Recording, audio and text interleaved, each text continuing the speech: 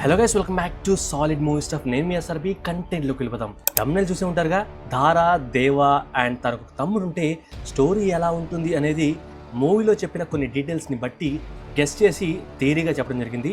And ఇంకా చాలా చెప్పాను. వీడియో పూర్తిగా చూసి వీడియో నచ్చితేనే సబ్స్క్రైబ్ చేయండి. మీరు సబ్స్క్రైబ్ చేయడం మనకు చాలా చాలా important. Thank you. First one, in case Dhara role Prabhas గారు చేస్తే ఎలా చేస్తారు? పాసిబుల్ అవుతుందా? మేబీ పాసిబుల్ అవ్వచ్చు. ప్రభాస్ గారు బుజ్జిగాడ్ లాగా ఉండేలాగా చేసి ధారా గెటప్ వేపించి దెన్ క్యారెక్టర్ని లేపేస్తే, అంటే తను ఎర్లీ 30s ఉన్నాడని చూపించవచ్చు. తలపాగా అదంతా ఉంది కాబట్టి తనను చాలా తక్కువ మంది చూశారు. సో దేవాన్ కూడా చాలా తక్కువ మంది, అండ్ దట్టు వేలంగడి పంచాయతీలో దూరం నుండి చూశారు. సో దేవా ధారా లాగా ఉన్నాడని ఎవరు గుర్తుపట్టకపోవచ్చు. మరి నారంగ్ చూశాడు కదా అంటే మేబీ నారంగ్కి ఏజ్ అయిపోవచ్చు, లేదా 42 years ఉన్న దేవాన్ని చూసి ఎర్లీ ఏజ్లో చచ్చిపోయిన ధారా అని అనుకోకపోవచ్చు, లేదా ఆ టైంలో నారంగ్ ఉండకపోవచ్చు. అండ్ ఆల్సో మేబీ స్పిరిట్ కోసం ప్రభాస్ గారు లేన్ ఫిజిక్తో వస్తున్నారని బజ్. సో దాన్ని అడ్వాంటేజ్గా తీసుకొని మేబీ ప్రభాస్ గారిని స్పిరిట్ మూవీ తర్వాత నీల్ గారు ధారా క్యారెక్టర్ రోల్లో షూట్ చేయొచ్చేమో. Just guess. సో ధారా రోల్ని ఎవరు చేస్తున్నారు అనేది కన్ఫర్మ్గా తెలీదు. బట్ లలితారెడ్డి నీల్ గారి ఇన్స్టాగ్రామ్ స్టోరీ ప్రకారం మాత్రమే ధారాకి ఒక పవర్ఫుల్ సీన్ అయితే ఉంది అని ఖచ్చితంగా గెస్ చేయొచ్చు. సో ధారా ఎవరైనా పండిత్ లెవెల్లో ఇంట్రెస్టింగ్గా ఆ క్యారెక్టర్ మారుతుంది.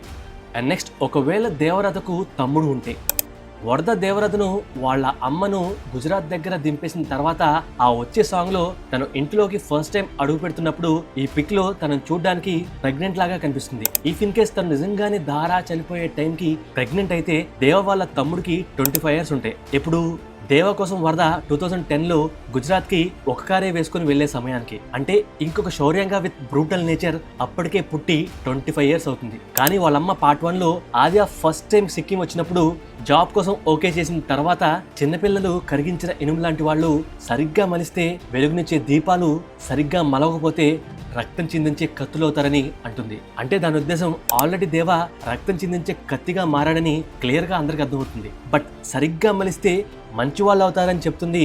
ఐదర్ అది ఇక్కడ క్వారీలో పెరిగిన పిల్లలు అలా క్వారీలో పనివాళ్ళుగా కాకుండా మంచిగా చదివిస్తే వాళ్ళ లైఫ్ బాగుంటుంది, జ్ఞానం వస్తుంది, విచక్షణ వస్తుంది అన్నట్లుగా చెప్తుంది. అది లేకే దేవ అలా క్రూరంగా మారాడు అన్నట్లుగా అర్థం వచ్చేలాగా చెప్తుంది. సో ఒకవేళ మన గెస్ థియరీ ప్రకారం వాట్ ఇఫ్ దేవాకి తమ్ముడు ఉంటే తనను వాళ్ళమ్మ దేవాలాగా కాకుండా నార్మల్ మనుషుల మధ్య పెంచి నార్మల్ పర్సన్ గా శౌర్యాంగలాగా అవ్వకుండా పెంచి బాగా చదువుకునేలాగా చేసి అబ్రాడ్ లోనే ఉండాలి, ఇండియాకి రాకూడదని చెప్పి పంపించేస్తుంటే that's one case. So he is cool and calm గా విదేశాల్లో ఉంటే పార్ట్ 2 క్లైమాక్స్ లో వరద దేవాను చంపేస్తాడు, అది రూల్. ఆ రూల్ ని దేవా కూడా మార్చలేడు అని తెలిసి దేవా కోసం వాళ్ళ తమ్ముడు వస్తే ఆ రోల్ లో యంగర్ వర్షన్ ఆఫ్ ప్రభాస్ గారు ఉంటే, లైక్ తను ఆ టైంకి 32 years ఉంటాయి. అంటే వరద వచ్చే టైం లైన్ వచ్చేసి 2010, అప్పుడు దేవా తమ్ముడికి 25 years ఉంటాయి. అండ్ దేవా సీల్ ని ఆపిన టైం వచ్చేసి 2017. సో ఒక 7 years కి 25 years యాడ్ చేస్తే ఇట్స్ 32 years. అంటే ఇదేం మ్యాక్స్ కాదు.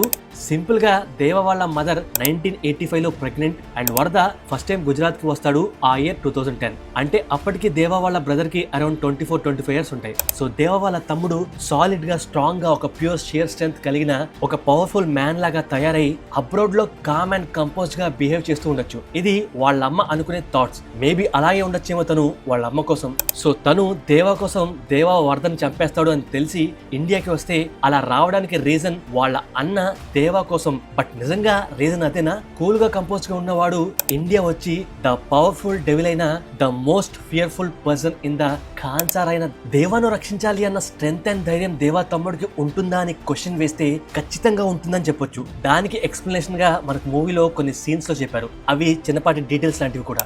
ధారా is most powerful leader. Khansaar కుర్చీకి మిగతా 2 తెగల్ని పాలిస్తూ అత్యంత క్రూరమైన వాళ్ళ తెగైన శౌర్యాంగుల్ని కూడా కంట్రోల్ చేయగలడు. సో వాళ్ళందరినీ కంట్రోల్ చేయగల సత్తా ఉన్నవాడు కాబట్టే తను ఆ సింహాసనానికి అర్హుడు. And also he is the brutal leader also. అంటే after Shivamannar he is the true and faces leader in Khansaar. But Rajamannar తన టర్మ్ కాకపోయినా తన టర్మ్ అయినా సరే శౌర్యాంగుల్ని కంట్రోల్ చేయాలి అంటే తన వల్ల అవ్వదు. అందుకనే శౌర్యాంగుల మొత్తాన్ని చంపేస్తే ఈజీగా మిగతా తెగలను కంట్రోల్ చేయగలడు. బట్ వేరే ధారా ఎదుట ఎవరు ఉన్నా హీ డజంట్ కేర్. భయం అనేది శౌర్యాంగులకు లేదు. అండ్ తాటు ధారా అనేవాడికి భయం అనేది కూడా తెలియదు. బట్ ఒక్క శౌర్యాంగుడు అంటే ఆ తెగ మొత్తం భయపడుతుంది, తనే ధారా. సో అలాంటి వాడి కొడుకే ఈ దేవా. అండ్ ఆఫ్ కోర్స్ దేవా తమ్ముడు. తను శౌర్యాంగుడు, తన బ్లడ్ లోనే వైలెన్స్ ఉంటుంది. అండ్ ఆల్సో శివమన్నార్ ఎప్పుడో తన ప్రైమ్ టైమ్ లో ఈ 3 తెగల వైలెన్స్ ని కంట్రోల్ చేయడం కష్టం, ఎందుకంటే మన బ్లడ్ లోనే వైలెన్స్ ఉంటుంది అని నిబంధన అనే టెంపరరీ అడ్జస్ట్మెంట్ చేసి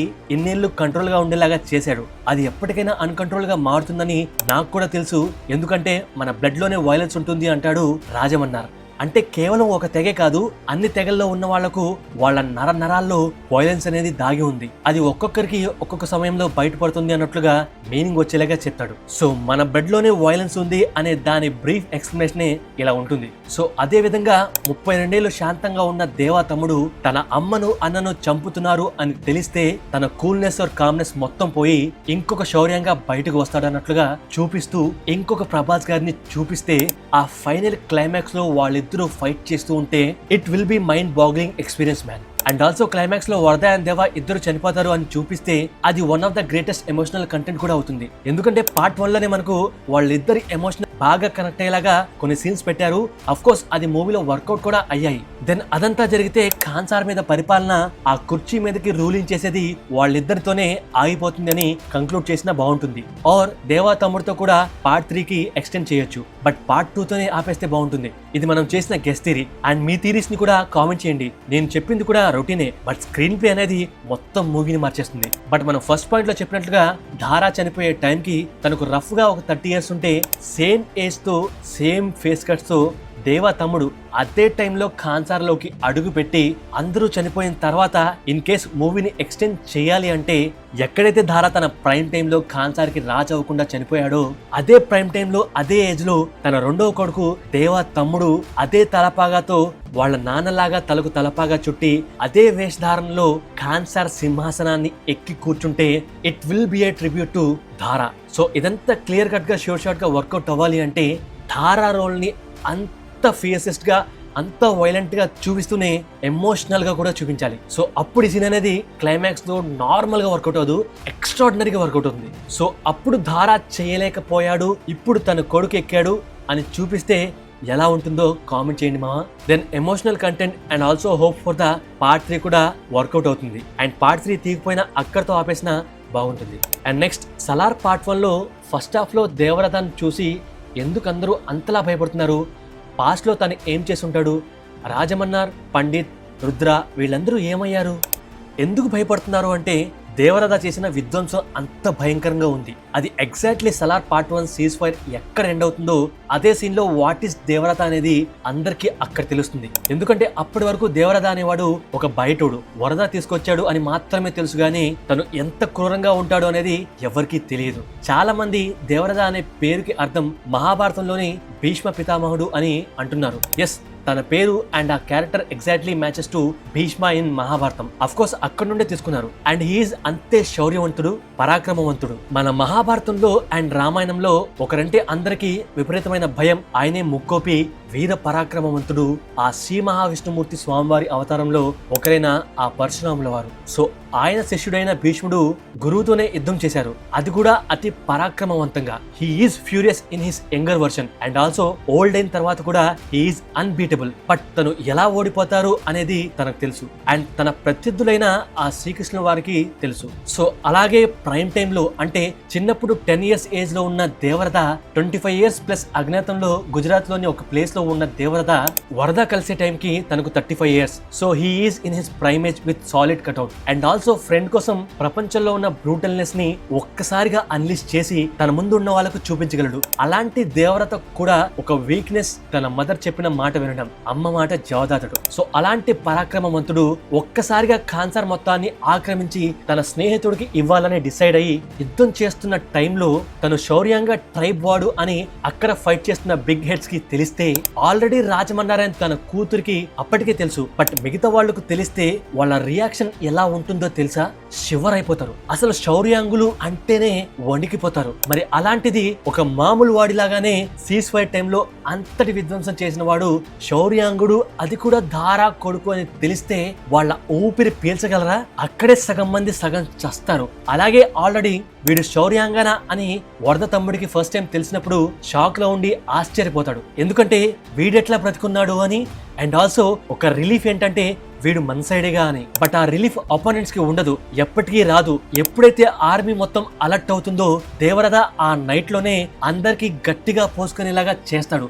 ఎంతలా అంటే పార్ట్ 1 లో పండిత అని రుద్ర మనిషి పండిత్ పేరు విని ఎంతలా భయపడతాడో అలాంటి పండిత్ ని అతి క్రూరంగా రుద్ర ముందు నేను పండిత్ ని చాలా అంటే చాలా అవలీలుగా చంపగలను, అది కూడా బ్రూటల్ గా అని అక్కడ సైన్యానికి చూపిస్తాడు. దెన్ ఇట్స్ ఇనఫ్, పండిత్ ఏం చేయగలడో నాకు తెలుసు అని బిగ్గెస్ట్ ఆర్మీ కలిగిన రాజమన్నారే భయపడ్డాడు. అండ్ 25 ఏళ్లుగా ఖాన్సార్ లో బ్రతికే ప్రతి ఒక్కడు భయపడతారు. అలాంటి క్రూరమైన వ్యక్తి పండిత్. అలాంటి పండిత్ నే అతి కిరాతకంగా దేవరథ చంపుతాడు అంటే తను ఎంత వైలెంటో రాజమన్నార్ కొడుకైన రుద్రని కూడా జాలి దయ లేకుండా హెడ్ కట్ చేస్తే దేవ ఎంత పవర్ఫుల్ అనేది, తను ఎంత బ్రూటల్ పర్సన్ అనేది ఖాన్సార్ మొత్తానికి తెలుస్తుంది.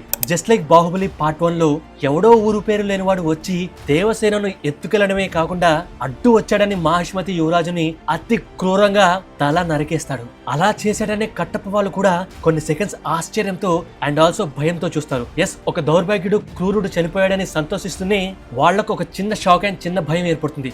అదంతా మిల్లీ సెకండ్స్ లో జరుగుతుంది. అండ్ ఆ నరికిన పర్సన్ ఎవరు అని అక్కడున్న అందరూ షాక్ కి గురవుతారు. సో ఇదంతా బాహుబలి కొడుకు అని తెలియకముందే ఈ సీక్వెన్స్ అంతా జరుగుతుంది. సో అక్కడ 3 టీమ్స్ ఉంటాయి. 2 టీమ్స్ రాజుని అనుసరించిన వాళ్ళు లైక్ కుంతల దేశం వాళ్ళు శివుని మదర్, అండ్ ఇంకొక టీం రాజాగ్ని పాలించే కట్టప్ప టీం. కానీ ఖాన్సార్ లో అలా ఉండరు. టోటల్ 4 టీమ్స్ ఉంటాయి. 1 వరదరాజమన్నార్, 2 శౌర్యాంగస్, 3 ఘనియార్స్, 4 మన్నార్స్. సో వీళ్ళందరూ చూస్తుండగానే రుద్ర అండ్ రాజమన్నార్ని వాళ్ళ టీం వాళ్ళు చూస్తుండగానే పండిత్ ని అవలీలగా చంపేసి రాజమన్నార్ని రుద్రని లేపేస్తే అక్కడి వాళ్ళు షాక్ కి గురవుతారు. లిటరల్ గా వణికిపోతారు, విపరీతంగా భయపడతారు. ఈవెన్ వరద టీం కూడా భయంకరంగా భయపడతారు. ఎందుకంటే దేవ తనలోని కోర్ షియర్ స్ట్రెంత్ ఆఫ్ ఫియర్స్నెస్ ని ఒక్కసారిగా అన్కంట్రోల్ గా బయటికి తీసుకొస్తాడు. జస్ట్ వరదరాజమన్నార్ మహారా ఫైట్ సీన్ లో చెప్పినట్లుగా అవతలి వాడు ప్రాణం పోయిన తర్వాత మాత్రమే దేవ ఎవరి మాటైనా వింటాడు. అక్కడ వరద వాళ్ళ అన్న ఉన్నా మామ ఉన్నా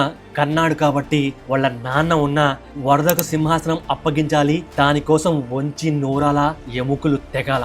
అలాగే ఆ టన్నెల్ సీన్, అందులో దేవ చాలా అంటే చాలా క్యాజువల్ గా ఆ గన్ తీసుకొని కాల్చడానికి ఆర్ ఫైట్ చేయడానికి వెళ్తున్నాడు. మన ప్రీవియస్ బ్రేక్ డౌన్ లో ఈ వీడియోలో మాట్లాడుకున్నాం. దేవ బాడీ లాంగ్వేజ్ నారంగ్ తలను ఏదో చాలా క్యాజువల్ గా లేపేసినట్లుగా ఉంటుంది. అది కూడా అంతమంది గన్స్ లోడ్ చేసుకుని రెడీగా కొన్ని సెకండ్స్ లో దేవాను కాల్ చేస్తారు అని చుట్టూ ఉన్నప్పుడు దేవా యాటిట్యూడ్ అండ్ బాడీ లాంగ్వేజ్ చాలా అంటే చాలా క్యాజువల్ గా ఉంటుంది. సో సేమ్ అదే బాడీ లాంగ్వేజ్ కూడా ఆ టన్నెల్ సీన్ లో ఉంటుంది. సో దేవా గన్స్ కి కత్తులకి అస్సలు చావు కూడా భయపడే మనిషే కాదు అని ఖాన్సార్ మొత్తం తెలిసిపోతుంది. సో దేవాను డైరెక్ట్ గా గానీ ఇండైరెక్ట్ గా గానీ చంపాలని ఎవరు చూడరు. చూసిన వాళ్ళు, అలా చెయ్యాలని ప్లాన్ వేసిన వాళ్ళు, అటాక్ చేసిన వాళ్ళను దేవా ఏం చేశాడు అనేది పార్ట్ 2 లో అతి కిరాతకంగా చూపిస్తారు. అండ్ తన చేతికి కత్తి వస్తే ఎంత బ్రూటల్ గా ఉంటుంది అనేది కూడా ఖాన్సార్ వాళ్ళు చూస్తారు. సో అందుకనే ఇంటర్వెల్ బ్యాంగ్ లో దేవాన్ చూసి కింద పడి మరి ప్రాణాలని గుప్పిట్లో పెట్టుకుని మరి వాళ్ళ చేతుల్లో గన్స్ ఉన్నా సరే అది పారేసి మరి పరిగెత్తి పారిపోతున్నారు. అంటే పాస్ట్ లో ఫ్లాష్ బ్యాక్ లో అంటే 2010 లో దేవా ఖాన్సార్ ని ఎలా దక్కించుకొని వర్తకి గిఫ్ట్ గా ఇచ్చాడు. Just imagine it. అంటే ఇక్కడ చాలా అంటే చాలా క్రూయల్ గా బ్రూటల్ గా ఆ సీన్స్ ఉంటాయని డైరెక్టర్ గారు క్లియర్ గా చెప్తున్నారు. అదంతా ఇంటర్వ్యూస్ లో కాదు, పార్ట్ 1 మూవీలో ఒక డీటెయిల్ లో క్లియర్ గా చెప్పారు. అది ఓపెన్ డీటెయిల్. అంటే ఆ ప్లాస్టిక్ నైఫ్ అండ్ ఆ ఇంటర్వెల్ బ్యాంక్ సీన్స్ తో క్లియర్ గా మనకు క్లియర్ ఇన్స్ట్రక్షన్ ఇచ్చారు, ఇలా ఉండబోతుంది సెకండ్ పార్ట్ అని. అండ్ ఆల్సో మీకు ఐడియా ఉందిగా, మొన్ననే రీసెంట్ గా ఒక ఇంటర్వ్యూలో నేను చాలా కష్టపడి ఫస్ట్ పార్ట్ సీజ్ ఫైర్ ని తీశాను, బట్ అది నేను అనుకున్నంతగా ఆడలేదు, నా ఎక్స్పెక్టేషన్స్ రీచ్ కాలేదు. బట్ శౌర్యాంగ పర్వం నేను తీసిన మూవీస్ అండ్ తీయబోయే మూవీస్ లో కంటే ద బెస్ట్ మూవీ అవుతుంది అని నాకు తెలుసు. అలాగే ఉండేలాగా చేస్తాను, తీస్తానని చాలా అంటే చాలా కాన్ఫిడెంట్ గా చెప్పారు. జస్ట్ ఇమాజిన్, కేజీఎఫ్ పార్ట్ 1 వచ్చిన తర్వాత పార్ట్ 2 మీద ఎక్స్పెక్టేషన్స్ ఏ లెవెల్లో ఉన్నాయో మీ అందరికి ఐడియా ఉండే ఉంటుందిగా. But KGF 2 first day first show చూసినప్పుడు ఆర్ పార్ట్ 2 ఫస్ట్ టైం మీరు ఎప్పుడు చూసినా మన ఎక్స్పెక్టేషన్స్ కి మించి ఆ మూవీని తీశారు డైరెక్టర్ గారు. ఆయన ఏమి కేజీఎఫ్ ని మించి కేజీఎఫ్ పార్ట్ 2 తీస్తాను అన్నట్టుగా ఓపెన్ స్టేట్మెంట్స్ ఏమి ఇవ్వలేదు. కానీ ఇక్కడ సలార్ సీజ్ ఫైర్ తర్వాత ఆయన చాలా కాన్ఫిడెంట్ గా చెప్తున్నారు, సీజ్ ఫైర్ కంటే శౌర్యాంగ పర్వం నెక్స్ట్ లెవెల్లో ఉంటుంది అని. దెన్ ఇమాజిన్, జనాలు ఎంతైతే ఎక్స్పెక్టేషన్స్ పెట్టుకుంటారో దానికి మించిన ఎక్స్పీరియన్స్ ఆయన ఇస్తారు అని ఆయనే చెప్తున్నారు. Just imagine it man, the elevations for Devaratha Raisaar, Dhara, అలాగే పండిత్ ఫ్లాష్ బ్యాక్ లో ఏం చేశాడు అనేది కూడా పార్ట్ 2 లో రివీల్ చేస్తారు. సో పండిత్ ఏం చేశాడు, అంతకుముందు ధారా ఏం చేశాడు, ధారా వాళ్ళ నాన్న శివమన్న ఫ్రెండ్సా ఆర్ బంధువులా, అండ్ ఆ పండిత్ ని దేవా ఏం చేశాడు అనేది ఈ మూవీలో very very crucial highlights and action parts గా ఉంటాయి విత్ హైయెస్ట్ ఎలివేషన్స్. జస్ట్ ఒక టీజర్ సామి, ఒక్క టీజర్ వస్తే చాలు ఫస్ట్ 7 days థియేటర్స్ లో టికెట్స్ దొరకవు. ఎందుకంటే అంత కసితో పార్ట్ 2 మూవీ తీసి దాన్ని టీజర్ కట్స్ అండ్ ట్రైలర్స్ తోనే పిచ్చెక్కిపోయేలాగా చేస్తారు ప్రశాంత్ నీల్ గారు. మూవీ ఎప్పుడు వచ్చినా ఆ రోజు మూవీ లవర్స్ కి ఫ్యాన్స్ కి పండగే. అది ఇచ్చే హై ఏ మూవీ ఇవ్వలేదు. గెస్ట్ సిరీస్ గురించి ఇంకా మనం మాట్లాడుకుందాం. వీడియో నచ్చితే సబ్స్క్రైబ్ చేసి లైక్ కొట్టండి గైస్. ఇంకా డీటెయిల్స్ తో పాటు థియరీస్ కావాలి అంటే కామెంట్ చేయండి. అండ్ ఈ ఒక్క మూవీయే కాదు, ఇంకా చాలా మూవీస్ బ్రేక్ డౌన్ చేయబోతున్నాను. అండ్ సీక్వెల్స్ ఉంటే థియరీస్ కూడా మాట్లాడుకుందాం. Thank you, love you all.